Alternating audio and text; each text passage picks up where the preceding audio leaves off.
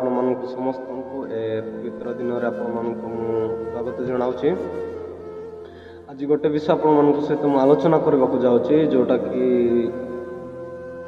ନିହାତି ଜରୁରୀ ଜଣେ ଖ୍ରୀଷ୍ଟିଆନ ପାଇଁ। ଯେମିତିକି ବାଇବେଲ ଆମେ ସମସ୍ତେ ଜାଣିଛୁ ଖ୍ରୀଷ୍ଟିଆନ ହିସାବରେ, ଆଉ ଅନେକ ଲୋକ ବି ଜାଣିଛନ୍ତି। ଆଉ ଗୋଟେ ବିଷୟ ଆଜି ଆମେ ଚିନ୍ତା କରିବା, ଯେଉଁଟାକି ପ୍ରଭୁ ନିଜେ କହୁଛନ୍ତି ବା ପବିତ୍ର ବାଇବେଲରେ କ'ଣ ଲେଖାଯାଇଛି ସେ ବିଷୟରେ ଆମେ ଦେଖିବା। ଆଉ ମାଥ୍ୟୁ 4:17 ଗୋଟେ ବିଷୟ ଲେଖାଯାଇଛି, ସେହି ସମୟଠାରୁ ଯୀଶୁ ଘୋଷଣା କରିବାକୁ ଆରମ୍ଭ କରି କହିବାକୁ ଲାଗିଲେ, ମନ ପରିବର୍ତ୍ତନ କର କାରଣ ସ୍ୱର୍ଗରାଜ୍ୟ ସନ୍ନିକଟ। ଗୋଟେ ବିଷୟ ଆମେ ଯେତେବେଳେ ଦେଖିବା ପରିବର୍ତ୍ତନ ବିଷୟ, ପ୍ରଥମେ ଜହନ ଭକ୍ତିଯୁକ୍ତ ଜହନ ସେ କହିଲେ ମନ ପରିବର୍ତ୍ତନ କର କାରଣ ସ୍ୱର୍ଗରାଜ୍ୟ ସନ୍ନିକଟ। ଆଉ ଯୀଶୁଖ୍ରୀଷ୍ଟ ମଧ୍ୟ କହିଲେ ମନ ପରିବର୍ତ୍ତନ କର କାରଣ ସ୍ୱର୍ଗରାଜ୍ୟ ସନ୍ନିକଟ। ଆଉ ତାଙ୍କ ଶିଷ୍ୟମାନେ ମଧ୍ୟ କହିଲେ ଯେ ମନ ପରିବର୍ତ୍ତନ କର ସ୍ୱର୍ଗରାଜ୍ୟ ସନ୍ନିକଟ, ମାନେ ହାତ ମୁଠାରେ ଜୋସ୍ ପାଖରେ ଅଛି ଯେଉଁଟାକି କୁହାଯାଏ। ତ ଗୋଟେ ବିଷୟ ପ୍ରଭୁ କହିଲେ ଯେ ଯେତେବେଳେ ଅନେକ ଲୋକ ଆଜି ପ୍ରଚାର କରୁଛନ୍ତି କି କଥା, ଅନେକ କଥା ପ୍ରଚାର କରୁଛନ୍ତି, କିନ୍ତୁ ଯେତେବେଳେ ଆମେ ଦେଖିବା ଜହନଙ୍କ ସୁସମାଚାର ହଉ ବା ପ୍ରଭୁ ଯୀଶୁଖ୍ରୀଷ୍ଟଙ୍କର ସୁସମାଚାର ଦେଖିବା, ସେତେବେଳେ ଆମେ ଗୋଟେ ବିଷୟ ପାଉଛୁ ଯେ ମନ ପରିବର୍ତ୍ତନ କର କାରଣ ସ୍ୱର୍ଗରାଜ୍ୟ ସନ୍ନିକଟ। ତ ପ୍ରଭୁ ଏଇ ବିଷୟ କ'ଣ ପାଇଁ କହିଥିଲେ କି ମନ ପରିବର୍ତ୍ତନ କର କାରଣ ସ୍ୱର୍ଗରାଜ୍ୟ ସନ୍ନିକଟ? ତ ପ୍ରଭୁ କହିଲେ ନାହିଁ କି ତମେ ଖ୍ରୀଷ୍ଟିଆନ ହେଇଯାଅ, ଆଉ ସେ କହିଲେ ନାହିଁ କି ତମେ ମୋଠି ବିଶ୍ୱାସ କର। କୌଣସି ବିଷୟ ପ୍ରଥମେ ସେ କହିନାହାନ୍ତି। ପ୍ରଥମେ ସେ କୌଣସି ବିଷୟ ଆରମ୍ଭ ନ କରି ପ୍ରଥମରୁ ସେ ଗୋଟେ ବିଷୟ ଆରମ୍ଭ କରୁଛନ୍ତି, ସେଇଟା ହେଉଛି ମନ ପରିବର୍ତ୍ତନ କର। ମନ ପରିବର୍ତ୍ତନ କର ତାପରେ ବିଶ୍ୱାସ କର। ସେ କହିଲେ ନାହିଁ ବିଶ୍ୱାସ କର ତାପରେ ମନ ପରିବର୍ତ୍ତନ କର। ସେ କହିଲେ ମନ ପରିବର୍ତ୍ତନ କର, ପ୍ରଥମେ ମନ ପରିବର୍ତ୍ତନ କରିବା କଥା ସେ କହୁଛନ୍ତି ଏଠି। ପ୍ରଭୁ କ'ଣ ପାଇଁ ବିଷୟ କହିଲେ? ଆଜି ଅନେକ ଲୋକ ବିଶ୍ୱାସ କରୁଛନ୍ତି, 100% ଲୋକ ବିଶ୍ୱାସ କରୁଛନ୍ତି, କିନ୍ତୁ ମନ ପରିବର୍ତ୍ତନ କରିନାହାନ୍ତି। କିନ୍ତୁ ପ୍ରଭୁଙ୍କ ବାକ୍ୟ ପ୍ରଥମେ କ'ଣ କହୁଛି? ପ୍ରଥମେ ଆମମାନଙ୍କୁ କ'ଣ କରିବାକୁ ପଡ଼ିବ? ମନ ପରିବର୍ତ୍ତନ କରିବାକୁ ପଡ଼ିବ। ତ ମନ ପରିବର୍ତ୍ତନ କଥା ଯଦି ଆମେ ଚିନ୍ତା କରିବା, ତ କେମିତି ଆମେ ମନ ପରିବର୍ତ୍ତନ କରିବା? କେମିତି କରିବା? କ'ଣ ଆମେ ଯେମିତି ନିକୋଦିମସ୍ ଯେତେବେଳେ ପ୍ରଭୁଙ୍କୁ ପଚାରୁଛି ଜହନ ଲିଖିତ ସୁସମାଚାର 3 ପର୍ବରେ କି ମୁଁ କ'ଣ ଆଉ ଥରେ ମୋ ମାଆଙ୍କ ଦେହରେ ପଶିଯିବି କି, ମାଆଙ୍କ ପେଟରେ ପଶିଯିବି କି? ନାଇଁ, ପ୍ରଭୁଙ୍କର କହିବା ଉଦ୍ଦେଶ୍ୟ ଏହା ଥିଲା ଯେ ଟ୍ରାନ୍ସଫର୍ମେସନ୍, ଯେଉଁଟାକି repent from sin or turn away. କହିଲେ ଗୋଟେ ବିଷୟ ଆମେ କରୁଛୁ, ସେଇଠୁ ଆମେ ଦୂରେଇ ଯିବା ବା ସେ ବିଷୟରୁ ଆମେ ଅଲଗା ହେଇଯିବା। ମନ ପରିବର୍ତ୍ତନ ଗୋଟେ ଏମିତି ବିଷୟ, ଆମେ ପ୍ରତ୍ୟେକ ସମୟରେ, ପ୍ରତ୍ୟେକ ସେକେଣ୍ଡରେ ଆଉ ପ୍ରତ୍ୟେକ ମିନିଟ୍ରେ ଆମମାନଙ୍କୁ ମନ ପରିବର୍ତ୍ତନ କରିବାକୁ ପଡ଼ିବ। ଯେଉଁଟାକି ଆଜି ଅନେକ ଲୋକ ସେମାନେ ଭାବନ୍ତି ଯେ ମୁଁ ଯେଉଁଦିନ ବାପ୍ତିସ୍ମ ନେଲି ଆଉ ଯେଉଁଦିନ ମୁଁ ପାଣିରେ ଡୁବକି ମାରିଲି ସେଦିନ ମୋର ପରିବର୍ତ୍ତନ ହେଇଯାଇଥିଲା। ନାହିଁ, ପ୍ରଭୁଙ୍କର କହିବା ଉଦ୍ଦେଶ୍ୟ ଏଇଟା, ବାଇବେଲର ଉଦ୍ଦେଶ୍ୟ ଏଇଟା ଯେ ପ୍ରତ୍ୟେକ ଦିନ, ପ୍ରତ୍ୟେକ ଟାଇମ୍ ଆପଣଙ୍କୁ ଆଉ ମୋତେ ମନ ପରିବର୍ତ୍ତନ କରିବାକୁ ପଡ଼ିବ। ପ୍ରତ୍ୟେକଟି ସେକେଣ୍ଡରେ ଆପଣଙ୍କୁ ଆଉ ମୋତେ ମନ ପରିବର୍ତ୍ତନ କରିବାକୁ ପଡ଼ିବ।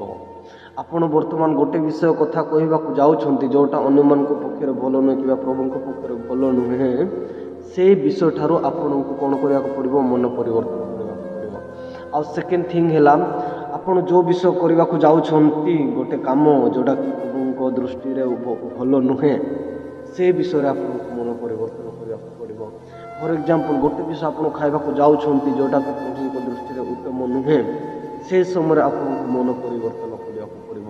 ପ୍ରତ୍ୟେକଟି ସେକେଣ୍ଡ ଆଉ ପ୍ରତ୍ୟେକଟି ମିନିଟ୍ରେ ଆପଣଙ୍କୁ ମନ ପରିବର୍ତ୍ତନ କରିବାକୁ ପଡ଼ିବ। ଆଉ ପରିବର୍ତ୍ତନ ହେଲା ପରେ ଯୀଶୁଙ୍କୁ ବିଶ୍ୱାସ କରିବାର ଅଛି। ଭୂତମାନେ ସୁଦ୍ଧା ବିଶ୍ୱାସ କରନ୍ତି, କିନ୍ତୁ ସେମାନେ ମନ ପରିବର୍ତ୍ତନ କରିପାରନ୍ତି ନାହିଁ। ଏମିତିରେ ବି ଯେଉଁଟା ବାକ୍ୟରେ ଲେଖାଯାଇଛି ଯେ ଭୂତମାନେ ସୁଦ୍ଧା ତାହାଙ୍କ ନାମ ଶୁଣି କ'ଣ ହେଉଥିଲେ? ଥରହର ହେଉଥିଲେ। ଆଉ ସେମାନେ ବିଶ୍ୱାସ କରନ୍ତି ସତ, କିନ୍ତୁ ସେମାନେ ମନ ପରିବର୍ତ୍ତନ କରନ୍ତି ନାହିଁ। ଭୂତମାନେ ବିଶ୍ୱାସ କରନ୍ତି, ଶୈତାନ ବିଶ୍ୱାସ କରେ, ସମସ୍ତେ ବିଶ୍ୱାସ କରନ୍ତି, ହିନ୍ଦୁ ମୁସଲମାନ ସମସ୍ତେ ବିଶ୍ୱାସ କରନ୍ତି, କିନ୍ତୁ ମନ ପରିବର୍ତ୍ତନ କରିବା ଲୋକ ବହୁତ ଅଳ୍ପ। ସେଥିପାଇଁ ପ୍ରଭୁ କ'ଣ କହିଲେ ଏଠି? ପ୍ରଥମେ ମନ ପରିବର୍ତ୍ତନ କର। ମନ ପରିବର୍ତ୍ତନ କଲା ପରେ ଖ୍ରୀଷ୍ଟଙ୍କର ଗମନ କର। ଯିଏ ଲଙ୍ଗଳରେ ହାତ ଦେଇ ପଛକୁ ଚାହେଁ ସେ ଈଶ୍ୱରଙ୍କ ରାଜ୍ୟରେ ଅଯୋଗ୍ୟ ବୋଲି ପ୍ରମାଣିତ କରେ।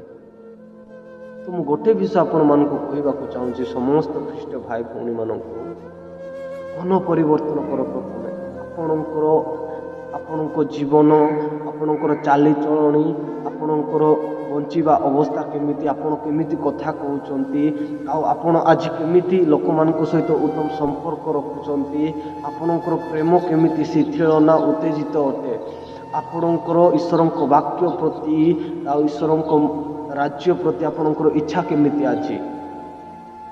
ଆପଣ କେବଳ ବିଶ୍ୱାସୀ ନା ଜଣେ ପ୍ରକୃତ ଖ୍ରୀଷ୍ଟିଆନ? ଆପଣ ଜଣେ ବିଶ୍ୱାସୀ ନା ଜଣେ ପ୍ରକୃତ ଖ୍ରୀଷ୍ଟଙ୍କୁ ବିଶ୍ୱାସ ବା ମନ ପରିବର୍ତ୍ତନ କରି ଖ୍ରୀଷ୍ଟଙ୍କ ପଛରେ ଚାଲୁଥିବା ମଣିଷ? ଆପଣ ଭାବନ୍ତୁ। ମୁଁ ଗୋଟେ ବିଷୟ କହି ରଖୁଛି, ଲୁସିଫର ମଧ୍ୟ ବିଶ୍ୱାସ କରୁଥିଲା ପ୍ରଭୁଙ୍କୁ। ସମସ୍ତେ ବିଶ୍ୱାସ କରନ୍ତି, ପଶୁ ପକ୍ଷୀ ଗଛଲତା ସମସ୍ତେ ବିଶ୍ୱାସ କରନ୍ତି ଦେର୍ ଇଜ୍ ଗଡ୍, ମାନେ ପ୍ରଭୁ ଅଛନ୍ତି ବୋଲି। ଏ ନେଚର ବା ଏଇଟା ଗୋଟେ, ଯେମିତି ମୁଁ କହିଲି, ସବୁ ବିଷୟ ପ୍ରଭୁଙ୍କ ଦ୍ୱାରା ସୃଷ୍ଟି ହେଇଛି, ସବୁ ବିଷୟ ପ୍ରଭୁଙ୍କ କଣ୍ଟ୍ରୋଲରେ ଅଛି। କିନ୍ତୁ ଗୋଟେ ବିଷୟ ଯେ କେବଳ ମଣିଷ ଦ୍ୱାରା ମନ ପରିବର୍ତ୍ତନ ହୁଏ। ମୁଁ ଗୋଟେ ବିଷୟ କହିବି, ଯେତେବେଳେ ଆମେ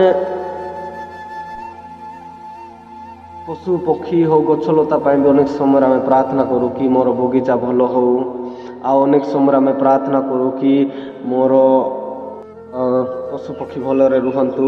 ଯଦି ଆପଣଙ୍କର ଛେଳିକୁ ବା ଗାଈକୁ ଜ୍ୱର ହେଇଛି, କ'ଣ ଘା ହେଇଛି, ଆପଣ ପ୍ରାର୍ଥନା କରନ୍ତି। କିନ୍ତୁ ଗୋଟେ ବିଷୟ ମୁଁ କହିବାକୁ ଚାହେଁ ଯେ ସେମାନେ ପଶୁ, ସେମାନଙ୍କର ମନ ପରିବର୍ତ୍ତନ ହୁଏ ନାହିଁ।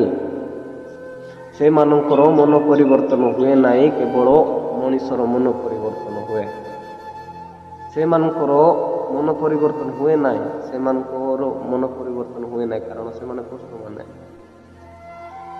ଆଜି ଅନେକ ଲୋକମାନେ କହୁଛନ୍ତି ଯେ ମୁଁ ସୁସ୍ଥ ହେବାରୁ ମୁଁ ଖ୍ରୀଷ୍ଟାନ ହେଲି, ଆଉ ଅନେକ ଲୋକ କହିବେ ମୋତେ ଏତେ ବଡ଼ ରୋଗ ଥିଲା ଆଉ ସେଠିରୁ ମୁକ୍ତ ପାଇ ମୁଁ ଖ୍ରୀଷ୍ଟାନ ହେଲି, ଆଉ ଅନେକ ଲୋକ କହିବେ ମୁଁ ଏମିତି ଜ୍ୱର ହେଉଥିଲା ଆଉ ପ୍ରଭୁ ମୋତେ ଭଲ କଲେ।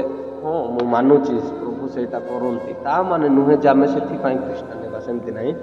ଗୋଟେ ବିଷୟ ମୁଁ କହିବାକୁ ଚାହୁଁଛି ଯେ ଗୋଟେ ପ୍ରଭୁଙ୍କ ବାକ୍ୟ କହେ, ଯେମିତିକି ଆଜି ଆମକୁ ଭାବିବାକୁ ପଡ଼ିବ ଯେ କ'ଣ ପାଇଁ ପ୍ରଭୁଙ୍କୁ ବିଶ୍ୱାସ କରୁଅଛି।